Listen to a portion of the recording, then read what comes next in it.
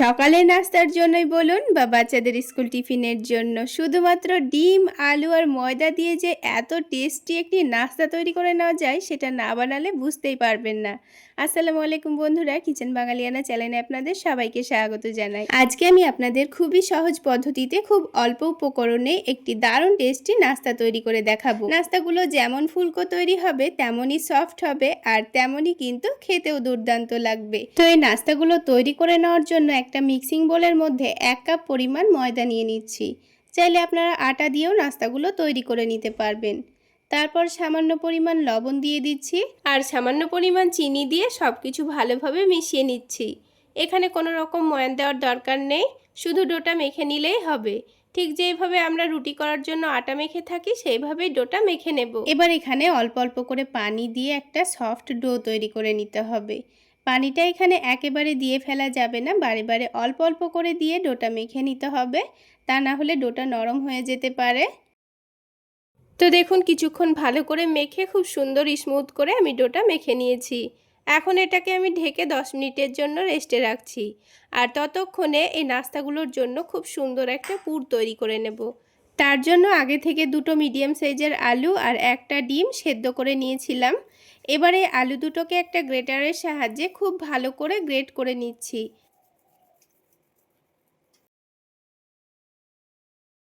আপনারা চাইলে কাঁটা চামচ দিয়ে ম্যাশ করেও নিতে পারেন। লক্ষ্য রাখতে হবে আলু ডিমের মধ্যে যেন একটুও দলাভাব না থাকে, তাহলেই হবে। তো দেখুন সব কিছু ভালো করে গ্রেট করা হয়ে গেছে। চলুন এবার এটাকে রান্না করে নিই। তো তার জন্য কড়াইয়ের মধ্যে 1 টেবিল চামচ পরিমাণ সরিষার তেল দিয়ে দিচ্ছি। তেলটা যখন ভালোভাবে গরম হয়ে যাবে তখন এখানে দিয়ে দেব অল্প একটু কুচনো পেঁয়াজ। পেঁয়াজটাকে লালচে করে ভেজে নিতে হবে। পেঁয়াজটা যখন হালকা লালচে কালার চলে এসছে তখন এখানে দিয়ে দিয়েছি 1/2 টেবিল চামচ পরিমাণ আদা রসুনের পেস্ট আর ঝালের জন্য দিয়ে দিয়েছি কাঁচামরিচ কুচি। এখন আদা রসুনের কাঁচা গন্ধ যাওয়া পর্যন্ত অনবরত নাড়াচাড়া করে ভেজে নেব। তো সব কিছু খুব ভালো করে ভাজা হয়ে যাওয়ার পর এবার এর মধ্যে দিয়ে দিতে হবে কিছু গুঁড়ো মশলা। তো আমি এখানে খুব বেশি মশলা দিইনি, শুধু একটু বিট লবণ দিয়েছি, অল্প একটু ভাজা জিরা গুঁড়ো, চাট মশলা, টমেটো সস দিয়ে দিয়েছি।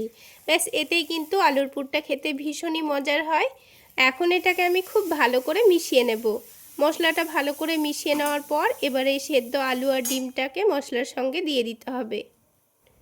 তারপর খুব ভালো করে মিশিয়ে নিলেই কিন্তু আলুর পুরটা তৈরি হয়ে যাবে। তো বন্ধুরা একবার এইভাবে আলুর পুরটা বানিয়ে আপনারা চাইলে যে কোনো স্ন্যাক্স বানিয়ে খেতে পারেন বা আলু পরোটা বানিয়েও খেতে পারেন, খেতে কিন্তু দারুণ লাগবে।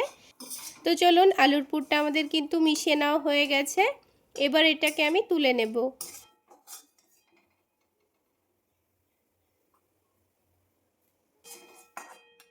এবারে আলুর পুরটা ঠান্ডা হওয়ার জন্য এক সাইডে রেখে দিচ্ছি আর আলাদা একটা বাটির মধ্যে একটা ডিম ভেঙে নিচ্ছি।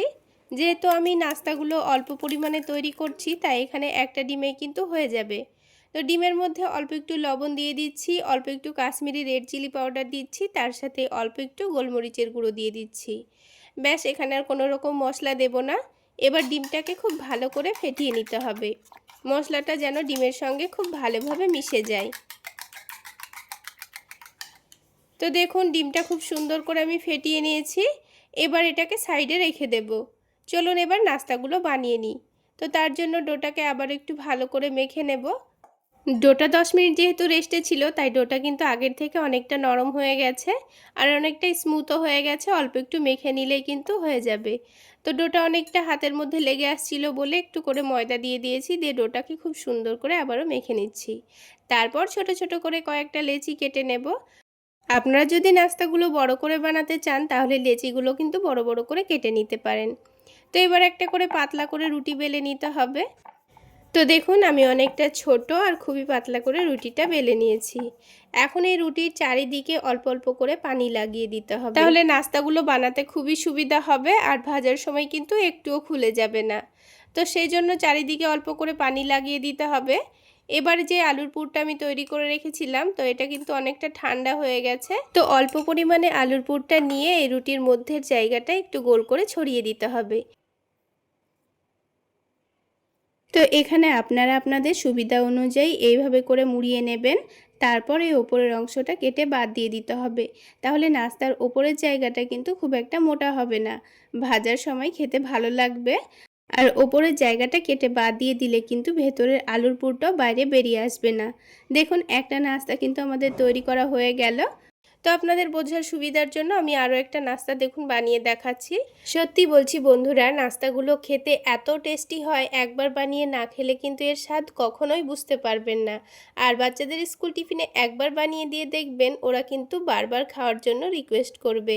তো দেখুন এই রুটিটাকেও কিন্তু ঠিক একইভাবে ফোল্ড করে নিচ্ছি। এইভাবে ফোল্ড করলে কিন্তু মধ্যের জায়গাটা একটু মোটা হবে, তো সেই জন্য আমি এটাকে কেটে বাদ দিয়ে দিচ্ছি। তারপর আলতো হাতে এটাকে চেপে দেব, তাহলে চারিদিকটা কিন্তু খুব সুন্দর সমানভাবে ছড়িয়ে যাবে। ঠিক একইভাবে আমি সবগুলো নাস্তা তৈরি করে নিয়েছি, তাহলে ভাজতে খুবই সুবিধা হবে। এবার প্যানের মধ্যে 3 থেকে 4 টেবিল চামচ পরিমাণ তেল দিয়ে দিয়েছি। আপনারা চাইলে নাস্তাগুলো ঘি বা বাটার দিয়েও ভেজে খেতে পারেন। তো তেলটা গরম করতে দিয়ে এবার একটা নাস্তা আমি এই ডিমের ব্যাটারে ভালো করে ডুবিয়ে নেব।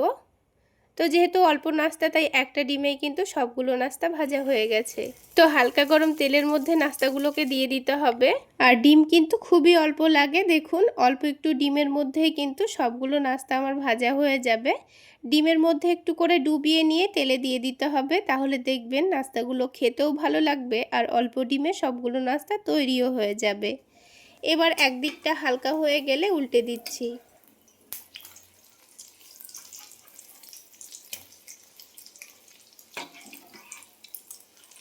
আর কিছুক্ষণের মধ্যেই দেখুন নাস্তাগুলোকে উল্টে পাল্টে ভাজতে ভাজতেই কত সুন্দর বলের মতো ফুলে উঠেছে। প্রত্যেকটা নাস্তায় কিন্তু এই রকমই বলের মতো ফুলকো তৈরি হয়। তো দেখুন বন্ধুরা, 3টে নাস্তায় দেখতে কতটা লোভনীয় লাগছে। আর দেখুন নাস্তাগুলোর কিন্তু দুই দিকেই খুব সুন্দর কালার চলে এসছে। এবার আমি একটা একটা করে নাস্তাগুলো তুলে নিচ্ছি। তাহলে বন্ধুরা, আজকের এই নাস্তা রেসিপিটি আপনাদের কেমন লাগলো অবশ্যই কমেন্ট করে জানাবেন। আর ভালো লাগলে একটা লাইক শেয়ার করে দেবেন। আর আমার এই সহজ রেসিপিগুলো যদি ইউটিউব চ্যানেল থেকে দেখে থাকেন, চ্যানেলটি সাবস্ক্রাইব করে দেবেন। আর ফেসবুক পেজ থেকে দেখে থাকলে পেজটি ফলো করে দেবেন। বাকি নাস্তাগুলোও ঠিক একইভাবেই ভেজে নেব। পরের ব্যাচের নাস্তাগুলো ভাজার সময় কিন্তু আমি আর তেল ব্যবহার করিনি, ওই প্রথমকার দেওয়া তেলেই কিন্তু এই নাস্তাগুলো ভাজা হয়ে যাবে। তো বন্ধুরা, খুবই অল্প তেলে নাস্তাগুলো আপনারা ভেজে নিতে পারবেন। তো এই নাস্তাগুলোকেও একটু সময় নিয়ে উল্টে পাল্টে ভেজে নেব। আর খুব সুন্দর কালার চলে আসলে তুলে নেব। তো দেখুন বন্ধুরা, এগুলোও কিন্তু খুব সুন্দর ফুলে উঠেছে। এবার একটা নাস্তা আমি আপনাদের ভেঙে ভেতরটা দেখাই। দেখুন কতটা সফট, নরম আর একটুও কিন্তু তেলতেলে ভাব নেই। তাহলে বন্ধুরা, আজকে এই পর্যন্তই। সকলে অনেক বেশি ভালো থাকবেন, সুস্থ থাকবেন। দেখা হচ্ছে আবার একটি নতুন রেসিপি নিয়ে পরের ভিডিওতে।